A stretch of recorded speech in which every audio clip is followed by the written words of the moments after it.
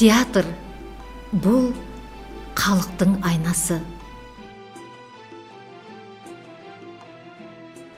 Ал сахна бүткіл әлемді ішіне сыйғызған һәм һәр қилы шиеленіскен уақиялар қатынасушыларының күрес майданы. 80 жылдан аслам дәуірді басып өткен Қарақалпақ театры сахнасында өзлерінің әжайып дөретпелері менен халыққа танылған не бір атақлы аналарымыз өтті. Тоқтар Рахманова, Гүлхан Ширазиева, Айымхан Шамратова, Соня Қарабаева, Яхт Алламұратова һәм Саадат Юсуповалар театр тарихында өшпес із қалдырған инсанлар болды.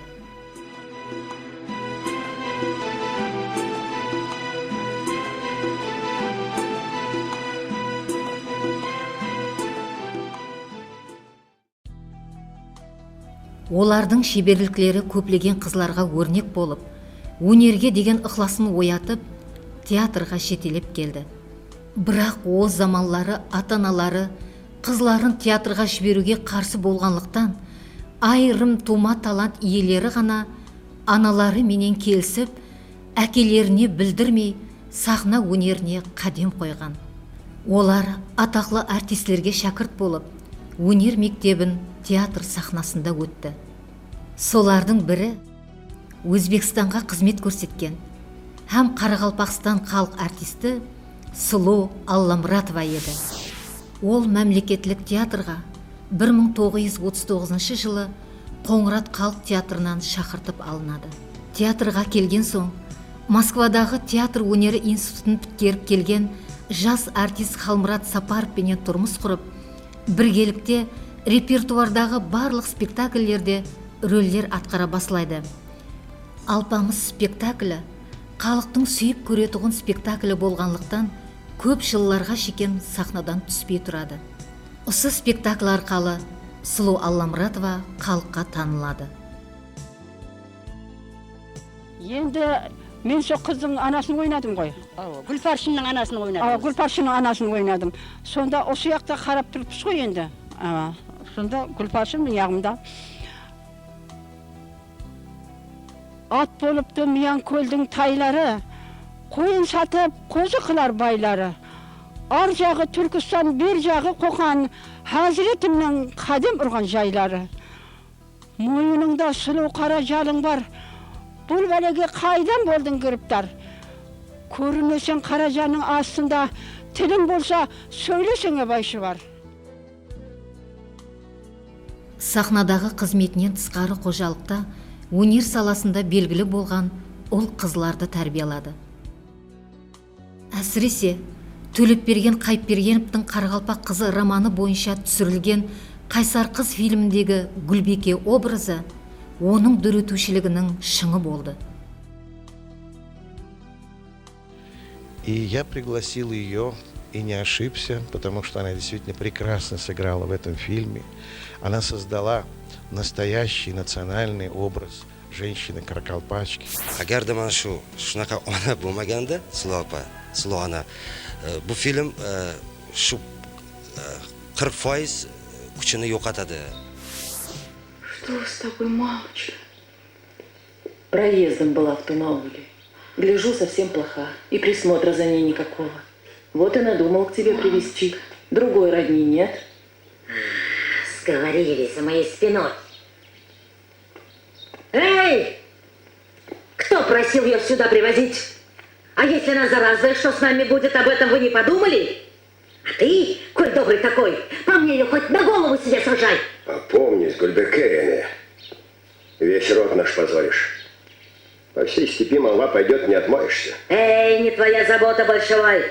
Ты лучше сам от красоты ботнулся. Просила я вас, Марфуахану, не везите мне нож. Ну а ты что молчишь? Турумбе. Мама. И правильно. Не встревай. Это жены может быть и 2, и 4, а я у тебя, сынок, одна на всю жизнь. Пока мама болеет, останется с нами. Чего? Слышу, что говорит. Тогда убирайтесь обе отсюда! Убирайтесь! Я для Турумбета найду такую невесту, не читать тебе! Да замолчите вы, мама. Сам скажу за себя. Вернись, вернись, прокляну! Senin ruhsatыңсыз Тілеу уәзирді зинданнан мен азат еттім. Егер Тілеу уәзирді зинданнан мен азат етпегенде, сол зинданға өзіңіз түсейін деп тұр едіңіз. Тамырыңыз кеуленіп, құлауға келіп тұр едіңіз. Ша! Өзбекстан һәм Қарақалпақстан халық артисті Сапаргүл Әуезова Қарақалпақ актрисалары арасында бармақ бүгіп санайтұғын тұлғалар қатарынан орын алды. Ол өзі әуескер болып келіп, театрда үлкен ұстазлардан тәлім алып, бәлен шоққыларға шықты.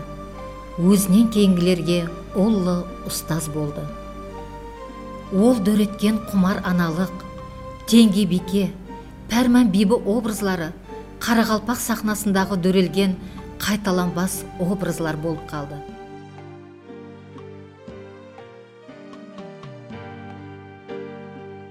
Ayğamdan qatla şükür.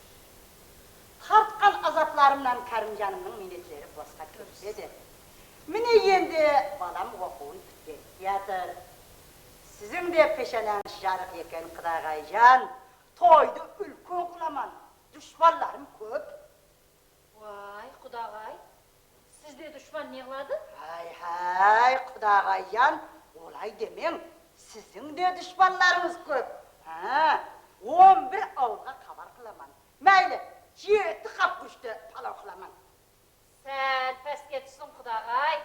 7 qap köplük qılar mekin. Köplük болады. Mayli 5 qap bola qoysun. 3 qap. 4 qap bola qoysun. Mayli 4 bola qoysun. Mayli. Bol gala qandı. Nasiba qandı. Yallanı hammesini maşinada aldıraman. Hammesinin şekesini öz kolum bilen pulqıstıraman Құдағайжан. Құдағай, ал енді адам сыймайды. Енді не қыламыз? Тоқта, Құдағайжан, тоқта. Міне. Тап, мына бүйуат бұзамыз. Бұзамыз. Бұзбасақ болмайды.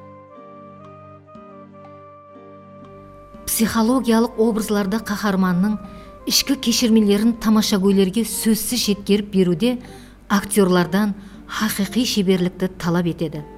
Ол сахнадағы әрбір әрекетін, әрбір сөзін ұшығаның қиқымындай етіп несиеге бермейтұғын еді. Бұл жағынан Сапаргүл Әуезова келешек әулатлар үшін тәлім мектебі болып қалды.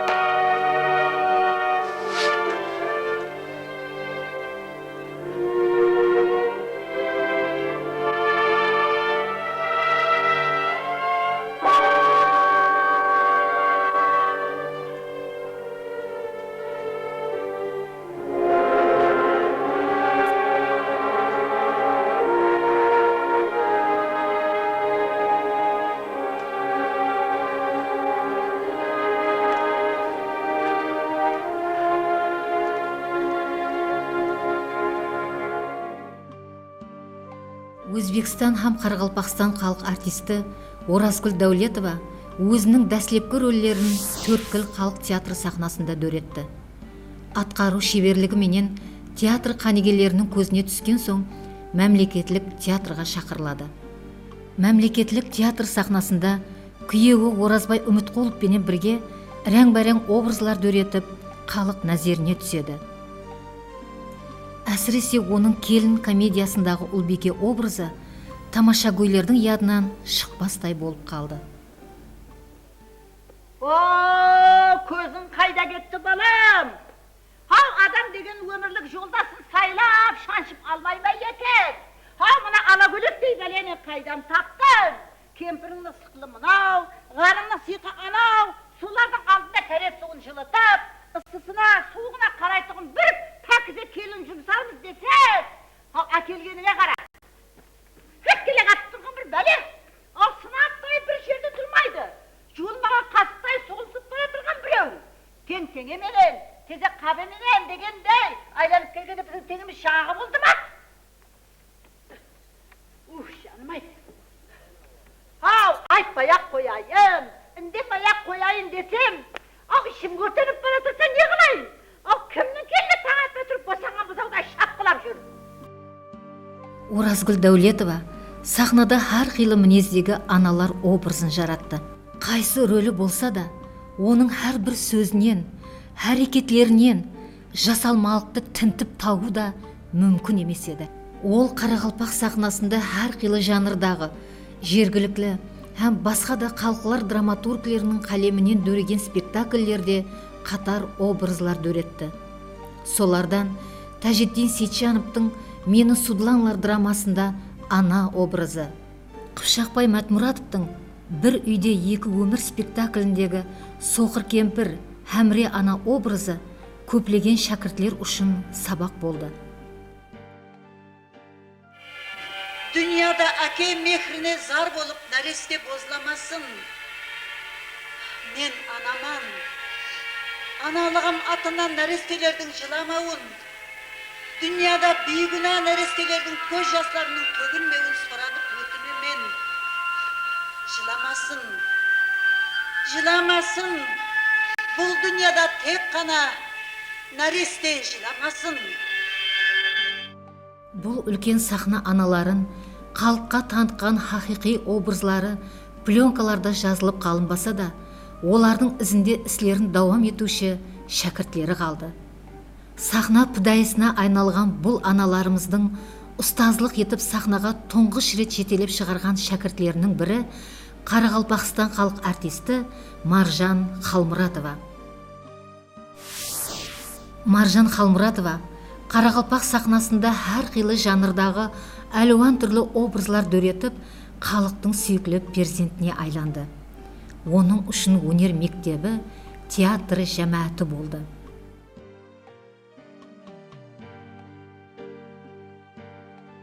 Арал бойындағы кішкене бір ауылдан актриса болуды арман етіп келген Маржан Халмұратованың театрда актриса болып тұрақлы іслеп қалуында өмірлік жолдасы театр актері Кеңесбай Исаевтың да үлесі болды. Қытықтан адам өлі ме? Не? Не дейсен қары? Сестіге сол қылғыр.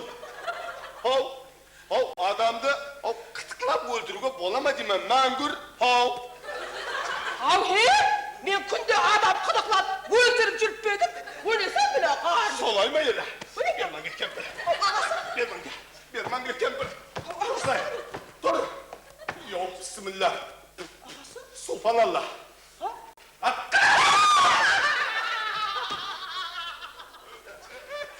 Көзіме бәлі көрінді, енді мені қытықлап өлтіресен бедім.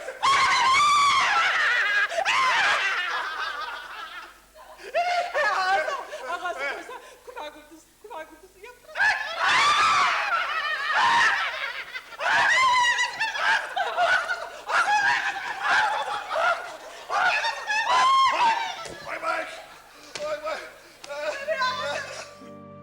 Ол тек бір амплуадағы актриса емес. Сондықтан оның репертуары комедия, драма, трагедия жанрларын толық қамтиды. Әсіресе хаял адам үшін театрда жетекші артист болып, һәм қожалықта көп балалы ана болу аңсат емес. Бұның үшін жүдә сабыр тақатлы болу керек.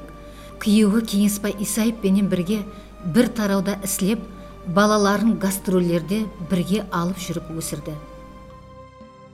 Қалай, сен мені таслап баратсың ба? Ойнақлаған завод баса деген, сен қыжылап тұрған шоқты бастың. Vaktinde dilimizde anladın. Ata sözü, ana sözü sana kart etmedi. Senin adam oluma armağan etken akidinde basını kırttık. Неге олай дейсің, апа? Ақыры әкемді өлтірген мен емес қой. Ол ауырып, өз әжелінен өлді ғой. Неге оны өлім менен көре бересің, апа? Ол өз әжеңнен өлген жоқ. Ол сенің дәртіңнен өлді. Дәртін ішіне жұтып қанасына сыймай шықсталықтан өлді. Оны үйде отырып сен білмесең де, ағайын туғалар, қоңсы қобалар бәрі де біледі. Енді мен де шамаласып тұрман. Еш болмаса қадір қымбатымды біле тұғын. Адамдардың қасына барып өле жақпас. Апа, тоқтап тұр, апа, кетпе, апа, кетпе. Егер де ол айырылысқысы келмесе, мен кетемін. Үйде дәскерлерді бәрі тастап, сенімен бірге кетемін, апа, кетпе. Яқ балам, сен онdan қашып құтыла алмайсаң, оған иманым кәміл. Көп әлсіге кеттің, көп жақсылардың кебетейіне ұшырадың. Сен бәттуаға ұшыраған перзентсің.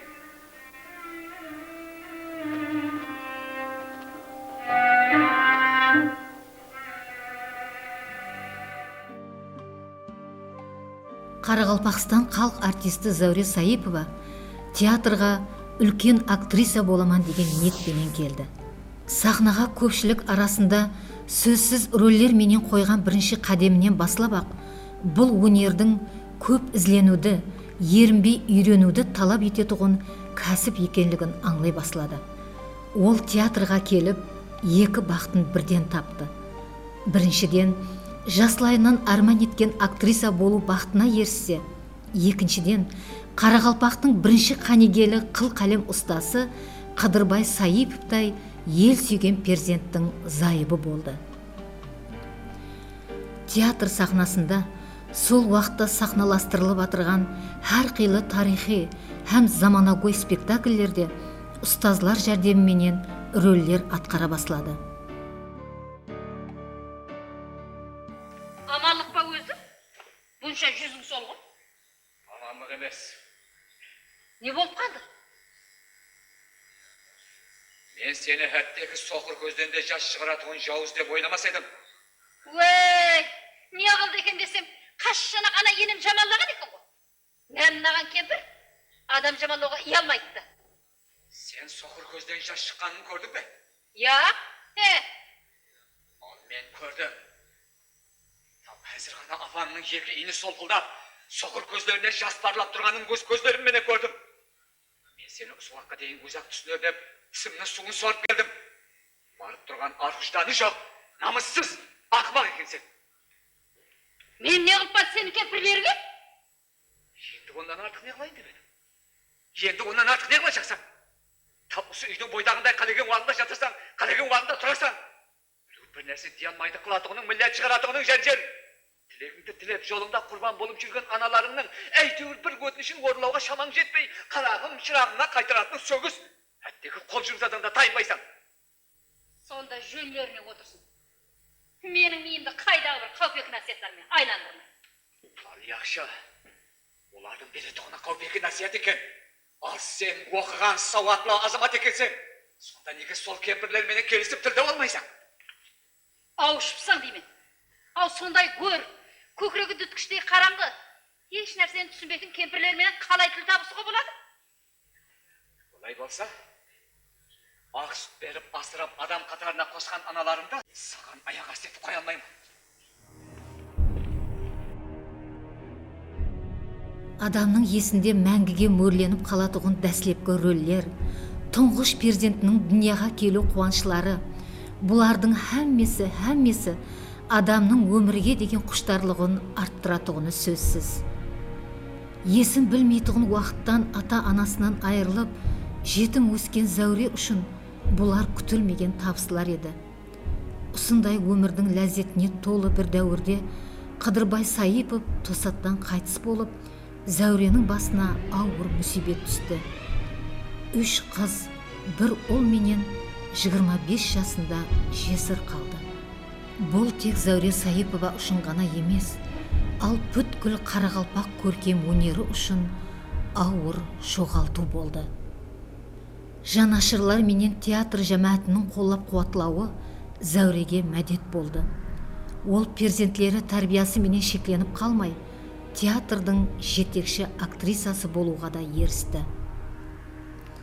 Зәуре Сайыпова сахнада әрқилы хаяллар, аналар образын дөреткенде, сахналаслардың жәрдемінің орны өз алдына екенін жақсы біледі. Себебі спектакль дегеннің өзі бәрше қатынасушылардың бір мақсатты көздеуінің нәтижесі.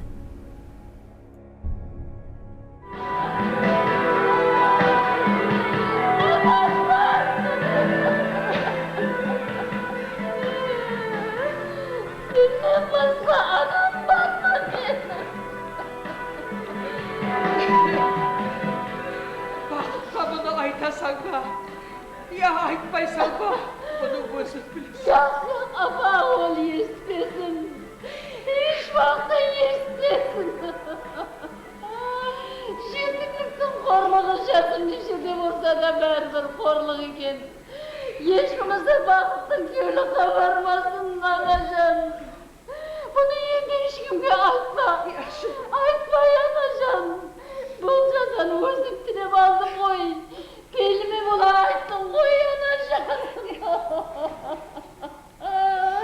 Бірші уақыттан бері құпия болып келген нәрсені айтуға мәжбүр еткен өзім емес.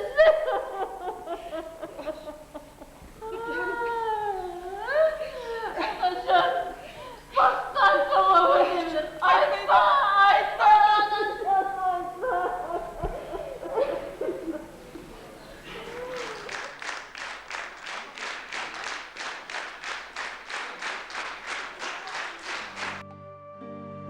Орнында бар оңалар дегендей, Зәуре Сайыпова театрдың белгілі актрисасы болу менен бірге қызларын, баласын оқытып, тұрмыс құрдырып, тағдыр сынақларын жеңе алды. Әсіресе ұлы Зауқы Сайыповтың қанігелі театр художнигі болып, әкесінің кәсібін иелегені, жоғалтқанын тапқаны емес пе? Өзлерінің өнерге деген пыдайлығы менен Қарақалпақ сахнасының анажалларына айналған бұл инсанлар келешегіміз болған еліміз жастары үшін өнер мектебінің өрнеклері десек, асыра айтқан болмаймыз.